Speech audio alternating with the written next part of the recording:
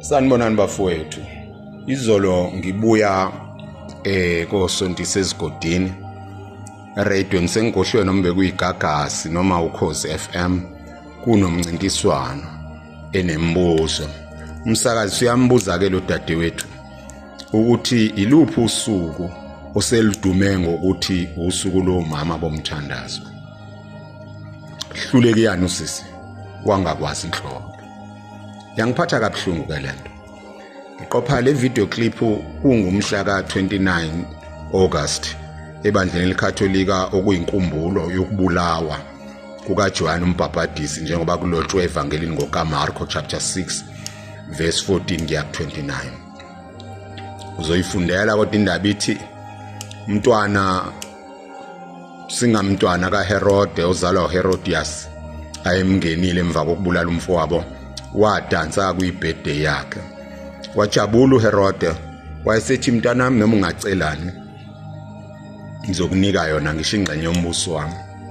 Umntwana wayakunina wathi ngiceleni. Unina wayegcwele intukuthelo ngenxa kaJohane uMbhaphatisi wayesho ukuthi lo mshado wenu ukhohlakele ngoba wakhiwe phezulu kwegazi. Wathamba yocela ikhanda likaJohane uMbhaphatisi etreyini noma esithebeni. Just imagine ukuthi umntwana yamhlukumeza kanjani leyo nto isashiwo. Kodwa ngoba emthembile unina ukuthi ngeke amnike noma amthume into engeyona. Athi uJesu kwelinye ilanga ukhona yini kini othi umntwana wakhe ecela isinkwa amphitshe.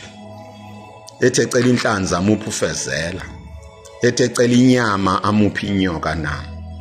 Kodwa nina noma nibabi kangaka ningabenzela abantwana benu.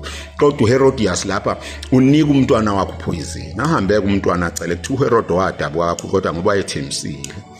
Wayesethumela ukuba ayonqunywa uJohane uMbhaphatisi ikhanda. Lalethwa ngesithebe. Umntwana walithatha walidlulisela kunina. Siphethe inyanga yabantu besifazane bafowethu.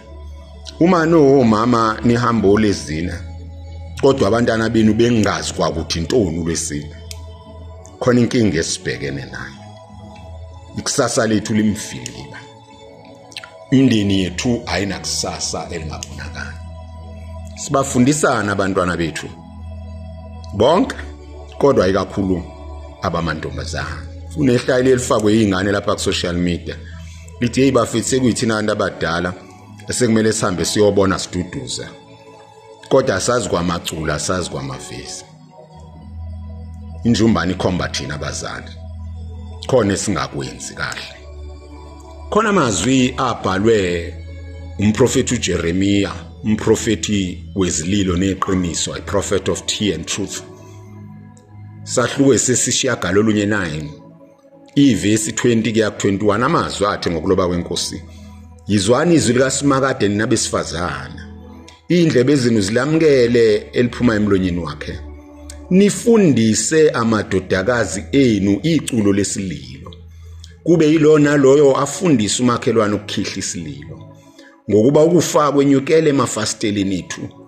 Kungene ezinqabeni zethu. Kubulala izingane emgwaqeni nezinsizwa esicaweni. Ayifuni ukutolikwa lento. Omama abavathayo kwamanye amabandla babizwa ngomama besililo. Nabangabizwa kanjalo bayebasho njalo bathi bafaka isibhamba bakhulekele izwe. Siyakubona ukufa kwenyukele emafasteleni ethu. Kungene enqabeni nalapho sithi sisiprotect sizivikele khona kungene. Kufa ingane. Kufa insizwa nentombi. Sibafundisana abantwana bethu. Ikakhulu amadodakazi ethu. Ngoba ngisho ngengeshade mhlawumbe njengathi kodwa iwona agcine egada imizi yawo baba engashadanga enjalo. Uzofundiswani emakhaya ethu singayiqondi lento. Mase sizophetha ingane zakwethu. Unina kaMaria kasimazi ngokupheleleyo mhlambe ngokweBhayibheli.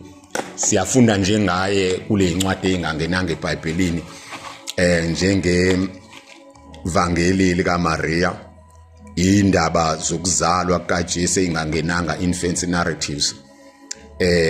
nevangeli lokuqala lika John, Proto-Evangelium of St. John. Kodwa ke noma ngeke eBhayibhelini wena okholelwa eBhayibhelini kuphela akunankinga ke, uyobuya ukhulu ufike la kufanele ufike khona. Kunamazwi kule ncwadi yami engayibhala ngo-2015 atholakala ku page 139 mayelana no-Ana ongcwele. Athi lamazwi, iBhayibheli alisitsheni lutho ngonina kaMaria, alisitsheni kwakuthi kwakungubani ibizo lakhe, kodwa ke umuthi waziwa ngesithelo zawo, yikho nje naye simazi ngendodakazi yakhe. Yiyo le ndodakazi yalungiselelwa umshado namazulu kwasekuthathakweni kwayo.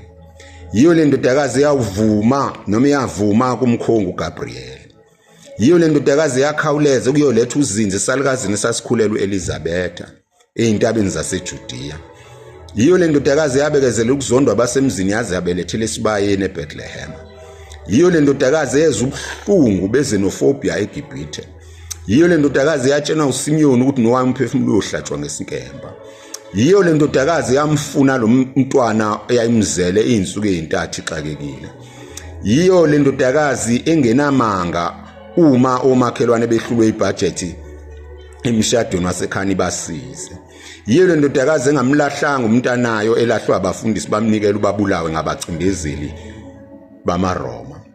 Yiyo le ndodakazi yazibeka phansi kolawulo lwabapostoli emva konyoka kaJesu njengoba kubhaliwe ezenzweni 1:14. Kusobala ukuthi lo mntwana wayenonina oqotho. Asithi simdumise eKatolika sithi nguAna, sibe sithathela isibonelo sikuye sokukhulisa abantwana kahle ukuze bafeze lokhu uNkulunkulu ayibalungiselele bona bengakathathwa njengoba kulotshwe kuJeremiya 1:5. Ngidumazile yangidabukisa indaba yomntwana wentombazana osekhulile ongazi ukuthi kukhona into ekuthule esine usuku lomthandazo lomama. Nkosi nibusise ngoJesu Kristu inkosi yethu. Amen.